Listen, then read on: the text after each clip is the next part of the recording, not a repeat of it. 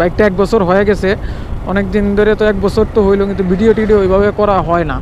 হ্যাঁ, কিন্তু কথা হয়েছে 1 বছর যে চালাইলাম, কি চালাইলাম 1 বছর। যদি আজকে কাজ করি আমি টাকা পাবো, আজকে যদি আমি কাজ না করি আমি টাকা পাবো না। যেমন এই যে আমি বাইক দিয়ে ঘুরতেছি, এটা আমার মনে করেন বাইক দিয়ে ঘুরতেছি, এটা হয়েছে ফ্রি, ঠিক আছে।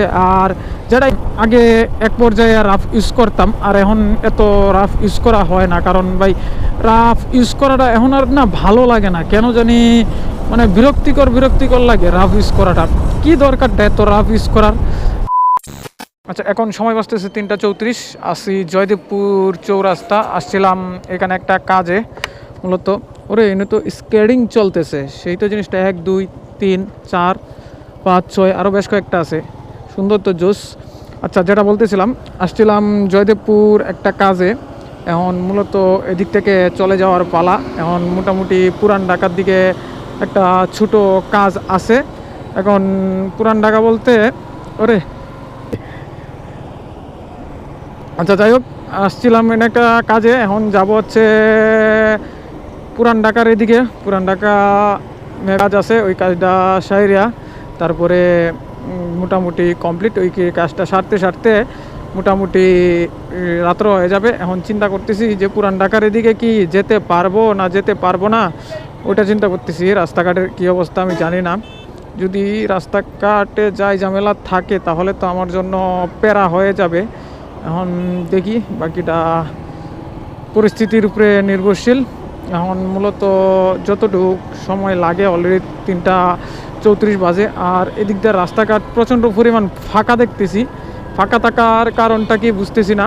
আর এই মাঝখানের লাইনটা মানে সব জায়গায় করলো দেখলাম, মাঝখানের লাইনটা মানে ওই দিক দিয়ে গাজীপুর চৌরাস্তাতে এদিক দিয়ে অনেক দিন ধরে আসা হয় না, মনে হয় প্রায় বিগত 2 বছর পর এদিকে আমার আসা।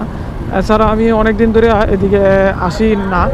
আর মাঝখানের লাইনটার মধ্যে একটা রিক্সা আছে কি জানেন, অপোজিট থেকেও গাড়ি আসে, আমরা এদিক থেকেও যাই। এই জিনিসটা হচ্ছে মাঝখানের লাইনের খুব রিক্সের বিষয়, দেখে রাইড করতে হয়, বা সবসময় রাইড করলে তো দেখে শুনেই রাইড করতে হয়।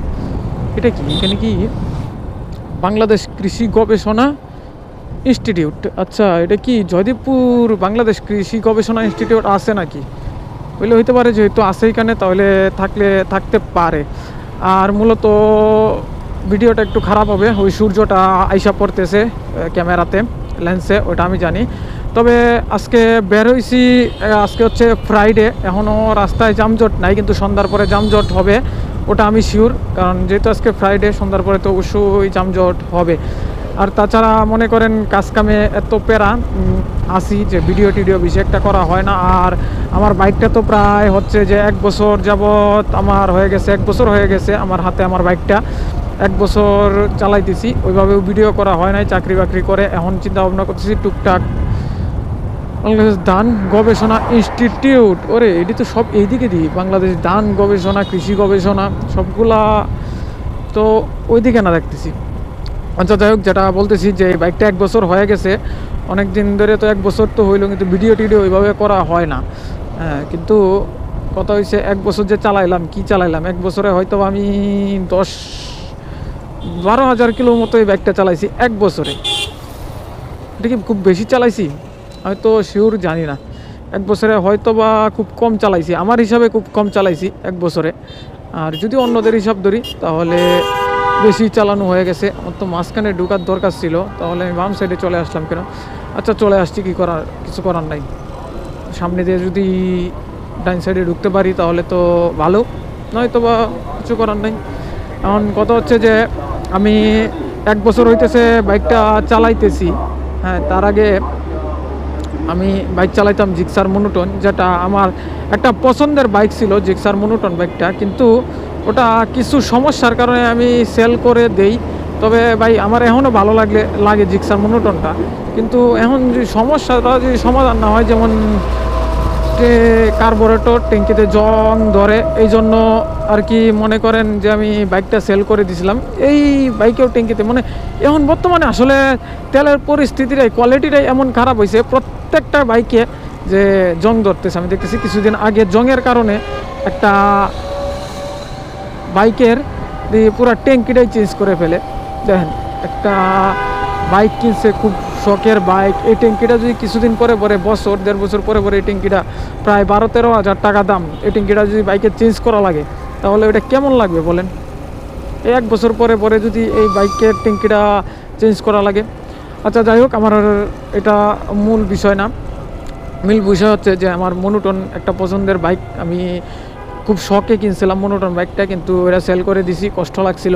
কিন্তু ব্যাপার না, একটা গেলে আরেকটা আছে, এটা স্বাভাবিক। কিন্তু এটাও আমার খুব পছন্দের বাইক। আমার পছন্দের বাইক হচ্ছে মানে জিক্সারের মধ্যে এটা ছিল, আর হচ্ছে মনোটন ছিল। যদিও মনোটন আমার খুব পছন্দের একটা বাইক ছিল, আমি আগেও বলছিলাম আর এখনও বলতেছি যে মনোটন আমার খুব পছন্দের একটা বাইক।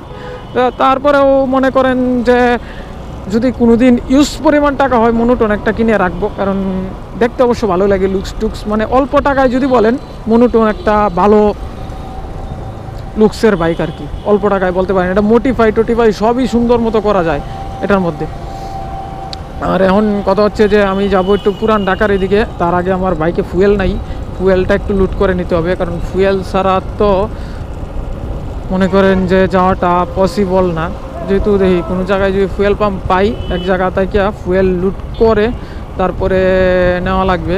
তো যেটা নিয়ে কথা বলতেছিলাম, যে এই বাইকটা আমি কিছুদিন আগে একটা মাস্টার সার্ভিস দিলাম। মাস্টার সার্ভিস দেওয়ার পর কিছুদিন পরেই আবার মনে হয় আমি মাস্টার সার্ভিসে 3000 কিলো চালাইতে পারি নাই, কিছুদিন পরেই আমার একটা করা লাগে, ওই কী বলে যে ফুল গাড়িটা সার্ভিস দেওয়া লাগে, যেটার মধ্যে আমার সব কিছুই মোটামুটি ক্লাস প্লেট বলেন, তারপরে আরও অনেক কিছুই আছে যেগুলা আমার মোটামুটি চেঞ্জ করা লাগে। সবগুলাই আমি চেঞ্জ করছি, হ্যাঁ চেঞ্জ করা লাগছে, যেগুলো ইমার্জেন্সি ওইগুলাই আমার চেঞ্জ করা লাগছে, ওইগুলাই চেঞ্জ করছি। কিন্তু ওই সময় আমার অনেকগুলা টাকাই গেল, প্রায় 19,000 20,000-এর মতো টাকা গেছে। তবে এটা কষ্ট না, কিন্তু আমি গাড়ি থেকে যদি সার্ভিস পাই ভালো, ঠিক আছে, ওই গাড়িটা যদি আমাকে শান্তি দিতে পারে, টাকাটা তো বড় ম্যাটার না ভাই। এই গাড়িটার থেকে যদি আমি শান্তি পাই, আমি আনন্দ উপভোগ করতে পারি, এই গাড়িটা যদি আমি কাজে লাগাইতে পারি, যে গাড়িটা থেকে আমার ইনকাম হচ্ছে, ওখানে কি ভিডিও শ্যুট হচ্ছে, ইয়াস ভিডিও শ্যুট হচ্ছে, টিকটক রিলস বানানো হচ্ছে, যাই হোক, মানে এই গাড়িটা থেকে আমার যতটা ইনকাম হইতেছে, ঠিক আছে, ওই গাড়িটার পিছনে কিছুটা টাকা আমি লাগাই, যাতে আমার কাজগুলা, ঠিক আছে, এই গাড়িটাতে সারতে পারি এবং আমি নিজে ঘোরাফেরাও করতে পারি। দেখেন আমি একটা জব করতেছি বর্তমানে, এই জবটা করতেছি যেমন আমি গাড়ি দেয়া মানে ঘুরতেও পারতেছি, ঠিক আছে, ইভেন্ট কিছু এই জব থেকে আমার টাকা মানে ইনকাম হইতেছে, টাকা ইনকাম হইতেছে। এখন আমার কোনটা ভালো? আমি বিনা পরিশ্রমে ঘুরতেছি, ঠিক আছে, আর কিছু আমার টাকাও ইনকাম হইতেছে, তাহলে এটা আমার জন্য বেটার না? আমি কোনো কিছু করতেছি না বা কোনো পেন লাগতেছে না কারো, আমি না কারো বন্দি না, যে কারো বন্দি হইয়া, ঠিক আছে, যে হুকুমের গোলামও না। আমার মন চাইলে আমি এই কাজটা আজকে করব, আজকে যদি মন না চায় আমি এই কাজটা করব না। আমি এরকম একটা জব বর্তমানে করতেছি। আমি যদি কাজ করি আমি টাকা পাবো, আমি যদি কাজ না করি তাহলে আমি টাকা পাবো না। আগে তো জব করতাম যে মনে করেন আমি বন্দি ছিলাম, যে হুকুমের গোলাম ছিলাম, একজন মালিক ছিল, ওই মালিকে যেভাবে বলতো ওইভাবে আমার কাজ করতে হবে। কিন্তু এখন বর্তমানে তো আমার কোনো মালিক নাই বা কোনো কিছু নাই, আমি মালিক, আমার সব কিছুই আমি, আমার যা আছে সব আমারই। আমি যদি আজকে কাজ করি আমি টাকা পাবো, আজকে যদি আমি কাজ না করি আমি টাকা পাবো না। যেমন এই যে আমি বাইক দিয়ে ঘুরতেছি, এটা আমার মনে করেন বাইক দিয়ে ঘুরতেছি, এটা হইছে ফ্রি, ঠিক আছে। আর যেটা ইনকাম করতেছি, কিছু টাকা আমার ফ্যামিলিকে দিতেছি, কিছু টাকা আমার নিজের খরচের জন্য রাখতেছি, কিছু টাকা বাইকের জন্য রাখতেছি। আমার খরচের থেকে আমার বাইকের পিছেই বেশি টাকা খরচ হয়, কারণ আমার খরচটা কম কিন্তু বাইকের পিছে খরচটা বেশি। কিন্তু এটা আমার শান্তি, এটা আমার ইমোশন, এটাই হচ্ছে আমার সব কিছু ভাই। এটার জন্য যদি টাকা যায় যাক, আমার কোনো কষ্ট নাই ভাই। আসলে বাইক হচ্ছে এমন একটা জিনিস যেটা আপনাকে মানসিক শান্তি অলওয়েজ দিবে। বাইক এমন একটা জিনিস, কারণ মানুষের মানসিক শান্তি, যে ছেলের মানসিক শান্তি হচ্ছে বাইক, তার কাছে টাকাটা কোনো ম্যাটারই না। যেমন আমার কাছে অনেক স্বপ্ন, অনেক ইচ্ছা, অনেক আকাঙ্ক্ষা, এইটা বাইকটা তো আমার টাকায় কিনছি, আমি তো অন্য কারো টাকায় কিনি নাই, বা আমার মা বাবা বা ফ্যামিলির আমি প্রেশার দিয়েও বাইকটা কিনি নাই, আমি বাইক কিনছি আমার টাকায়। তাহলে এটা আমার মানসিক শান্তি, এটার পিছে যা টাকা খরচ হইতেছে, ঠিক আছে, ওইটাও আমি ইনকাম করে খরচ করতেছি, ওইটা তো আমার ফ্যামিলি থেকে ইনকাম করে আমি খরচ করতেছি না। অলরেডি মনে হয় আমরা চলে আসছি কোথায়, গাজীপুর আর কাছাকাছি। আমরা আস্তে আস্তে যাই, দিই কোনো জায়গায় ফুয়েল পাম্প পাই কিনা, যদি ফুয়েল পাম্প পাই তাহলে একটু ফুয়েল নেওয়ার চিন্তা ভাবনা করবো, একটু ফুয়েল টুয়েল নিয়ে তারপরে কি করা যায় বুঝতে পারতেছি না। আচ্ছা যাই হোক, তারপরে দেখি যে আরেকবার কখন ফ্রি হইতে পারি, ফ্রি হয়ে আবার ভিডিওটা স্টার্ট করব। আমার ফ্রি হইতে হইতে আরেকবার রাত্র হবে, আরেকবার ভিডিওটা সন্ধ্যায় আসবে, রাত্রে আসবে, এটা মাইন্ড করেন না। আর আমি তো বলছি যে মাঝে মধ্যে অনেক ভিডিও রাত্রে হবে, কোনো ভিডিও দিনে থাকবে না, মাঝে মধ্যে এরকম ভিডিও আসবে। তবে যদি রাত্রের ভিডিও ভালো লাগে আপনারা জানাবেন কমেন্ট করে, আর যদি ভালো না লাগে তাহলে ওকে ফাইন, জানাতে হবে না। তবে ভাই একটা কথাই বলবো যে বাইক ইজ ভালো বেস্ট ফ্রেন্ড। একটা বাইক মানেই একটা ভালো ফ্রেন্ড। বাইক যদি আপনার কেউ নাও থাকে তাহলে বাইক নিয়ে আপনি যে কোনো জায়গায় যেতে পারবেন।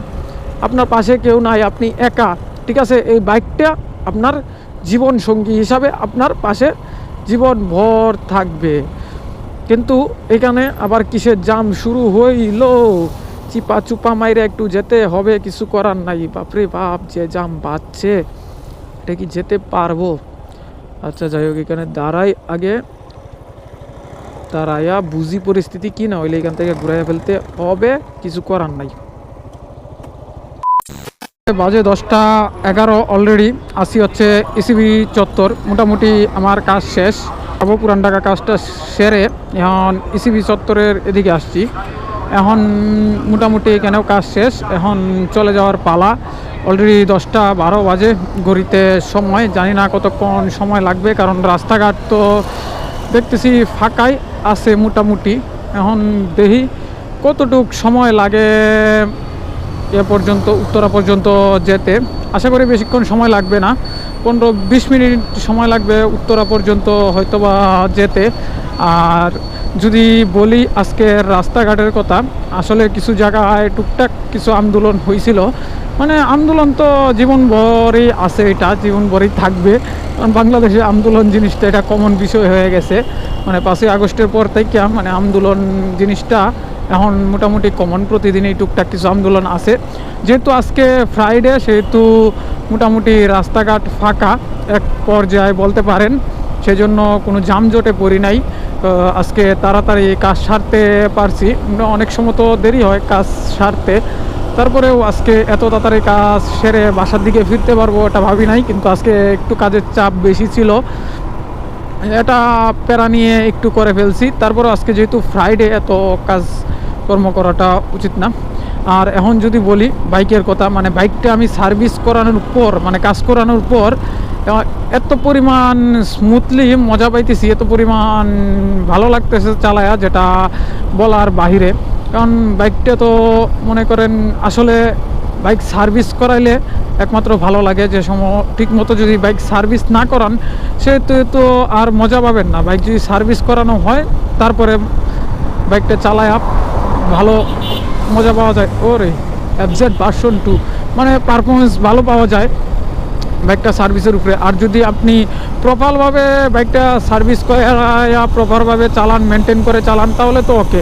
এখন বাইকের মনে করেন আমি তো এত গতি বা এত রাফলি ইউজ করি না। এখানে কি হয়েছে? আচ্ছা, কোনো সমস্যা হয়েছে বাইকারদের?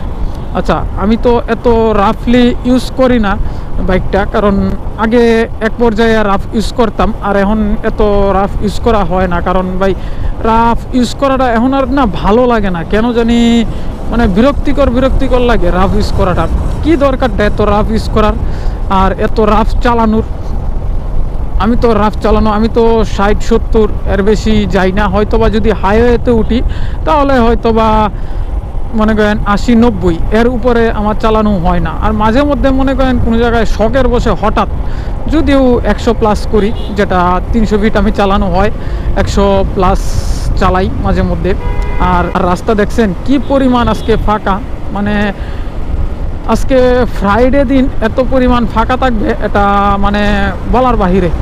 আর মোটামুটি মনে করেন আজকে ঠান্ডা একটু কম আছে, এত বেশি ঠান্ডা লাগতেছে না। মাঝে মধ্যে ঠান্ডা তো ভালো পরিমাণ ঠান্ডা লাগে, যে পরিমাণ ঠান্ডা লাগে যেটা মানে অতিরিক্ত ঠান্ডা লাগে। আর আজকে ঠান্ডাটা এত পরিমাণ লাগতেছে না। আর আমার মূলত 11টার সময় গেট বন্ধ করে দেয়, এখন 11টার আগে আমি ঢুকতে পারবো কি না ওইটা আমি চিন্তা করতেছি। ওরে এই বাইকে তো ধোয়া মারতেছে, এই বাইকের পিস্টন গেছে, চলে গেছে, যেমন আমারটার মতো। মানে ধোয়া মারতো, মানে পিস্টনটা ক্ষয় হয়ে গেছিলো। তারপরে আর কি সার্ভিস দেওয়ার পর মানে সব কিছু ওকে করার পর যে এখন ভালো লাগতেছে। তবে এটাই আর কি, যে যারা বাইক চালাবেন সেফলি চালাবেন, সেফলি মেনটেন করবেন। বাইক জিনিসটা হচ্ছে 2 চাকার বাহন, যেটা কোনো বিশ্বাস নাই। বাইকটা যেমন আপনার যে কাজে প্রয়োজনীয় লাগে, তেমন মনে করেন বাইকটাও কিন্তু সার্ভিসের উপর নির্ভর করে চলে। ঠিক আছে, যেমন প্রয়োজনে ব্যবহার করবেন তেমনও সার্ভিস করবেন তাকে, তাহলে আপনি তার কাছ থেকে ভালো পারফরমেন্স পাবেন। আর বাইকের যদি পারফরমেন্স ভালো পাইতে না চান তাহলে চালাইতে থাকেন, সার্ভিস বা কোনো কিছু দেওয়া লাগবে না, এভাবেই চলতে থাকেন। আর কালকে একটা ভিডিওতে কালকে একটা ভিডিওতে দেখছিলাম এখানে কোথায় একটা অ্যাক্সিডেন্ট হয়েছিল, ট্রাক অ্যাক্সিডেন্ট। বাট ওই পাশে না এই পাশে এটা আমি জানি না, এই জন্য কালকে আমার বের হওয়া হয় নাই, যে কোন দিকে যাব না যাব এই চিন্তা করে আর বের হওয়া হয় নাই। আর যেহেতু আমি জবটা ছাড়ি নাই এখনও, ঠিক আছে, জবের পাশাপাশি অন্য একটা জব করতেছি। যদি কোনো দিন জবটা তো যদি কোনো দিন না, অলরেডি তো মনে করেন আমি জবটা ছেড়ে দিছি, যে আমি বলে দিছি সামনে মাস থেকে আমি আর জব করব না এটা। সেই জন্য এখন তো মনে করেন যে নিজের ইনকামের জন্য কিছু একটা করতে হবে, সেই জন্য আর কি এই মোটামুটি টুকটাক অনলাইনে কিছু কাজ করতেছি বাইক দিয়ে।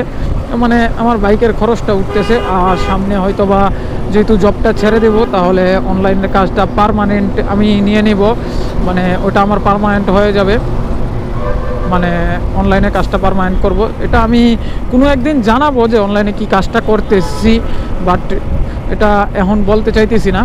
তাক যেটা গোপন আছে এখন আপাতত গোপন থাক, যদি কোন সময় প্রকাশ করার সময় হয় ওই সময় আমি প্রকাশ করব আর কি।